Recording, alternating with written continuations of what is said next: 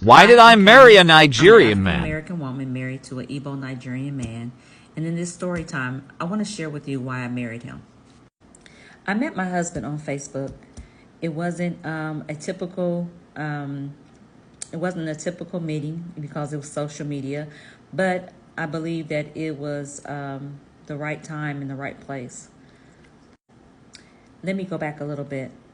I was previously married for 23 years to a Caucasian male who helped me raise 6 of my children. This relationship was good for the most part. It taught me a lot, and it taught me a lot about how to be a wife. But it also had its down parts. The relationship, well, the marriage was pretty good for about 15 years of it. The reason why I believe that that relationship taught me a lot because it prepared me for my marriage that I'm in now. Now I know what I will accept and what I won't accept. And it also prepared me for how I want to be treated. Um, I was younger when I was in my first marriage, and now that I'm older, I know what's a deal breaker for me. And you would be surprised that everything that was a deal breaker for me in my first marriage is not a deal breaker for me in my second marriage. Keep watching and I'll tell you why. The last 4 years of my marriage, I was separated from my husband, my ex-husband, for the last 4 years, off and on. We weren't legally separated, but he was moved out of the home and he lived with another woman. I remained in our home, and I was just basically existing, not really living. Very depressed, very secluded from everything else. I basically went to work and came back home. I wasn't looking for a relationship. A relationship just found me. The last year of our marriage, I decided to just cut off the back and forth. He was coming back and forth, and I was tired of it, and I really wanted to get some closure in it. So he decided that he was going to move out of out of the state, and that's what he did. I dropped him off, and that was my closure that I needed at that time. I found TikTok and I was just watching it, that night in bed. Um, and I decided that I was going to record my journey with the divorce. And that's exactly what I did. Just thinking that it would be a good way for me to have an outlet. But to my surprise, there were a lot of other women that was going through the same thing that I was going through. So it became therapy for me. One day, just to pass along the time, I think it was on a Saturday, I was cooking something, and I posted it on Facebook. And there was always, there was always a a picture. I mean, always a picture of this guy, a page that I would just kind of pass by sometimes, and I would see him on there, and I would wonder, like, wow, who is this guy? But I would never say anything to him. I would just look at the picture and admire it. After posting my dinner on Facebook, I received a message from someone saying, "Wow, looks yummy. Wish I could have some." And I opened up the profile, and to my surprise, it was the guy.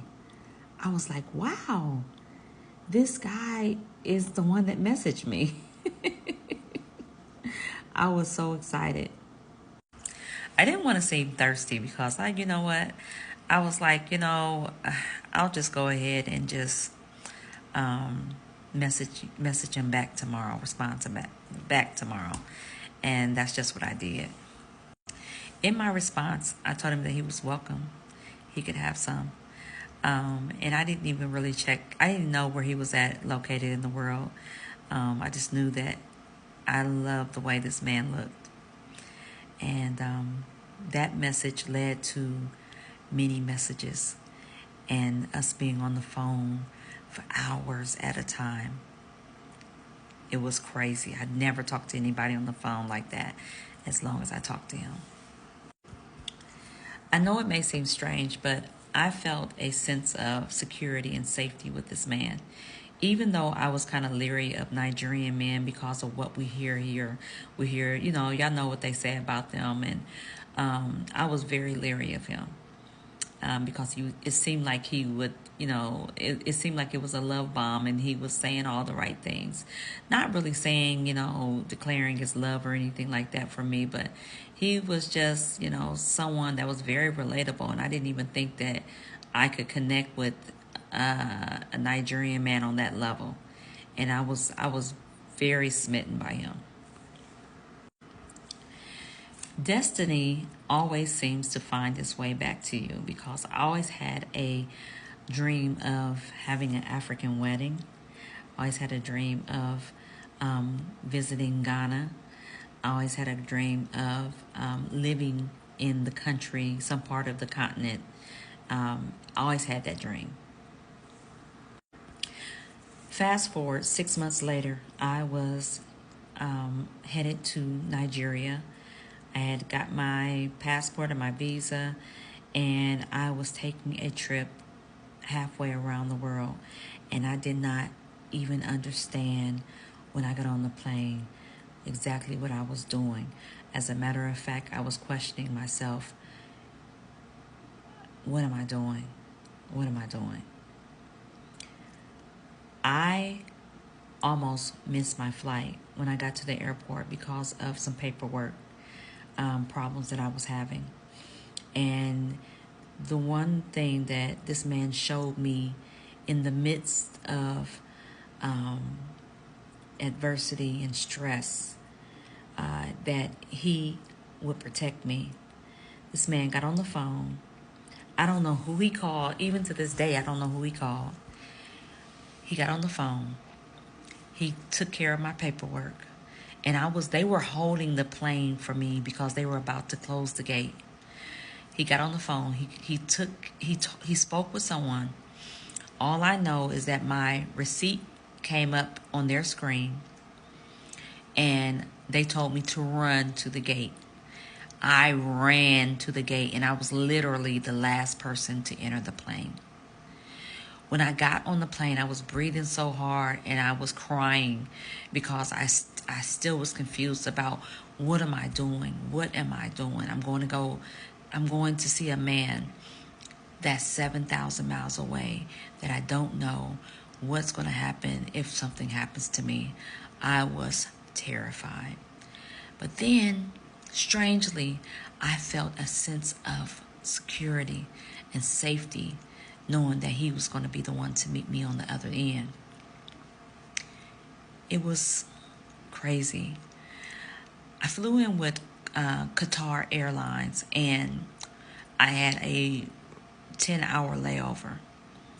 During my layover, it made me think about what I was doing even the more, and I started to think about my children living without me. I started to think about my grandchildren. I started to think about everything that I had gone through and everything that I had, I had to still go through with this last relationship that I was in, this marriage I was in. It really took a lot out of me. And by the time I landed in Nigeria, I was mentally exhausted and physically exhausted. To my surprise, he wasn't there when I got there. He wasn't there. Not only for an hour, for 2 hours, this man was nowhere to be found. I really started to regret ever coming.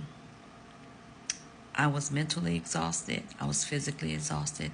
And now I was scared because I had flown 7,000 miles and there was no one there to greet me. I got angry and there was nothing I can do. Let me tell you what happened. Go to part 2.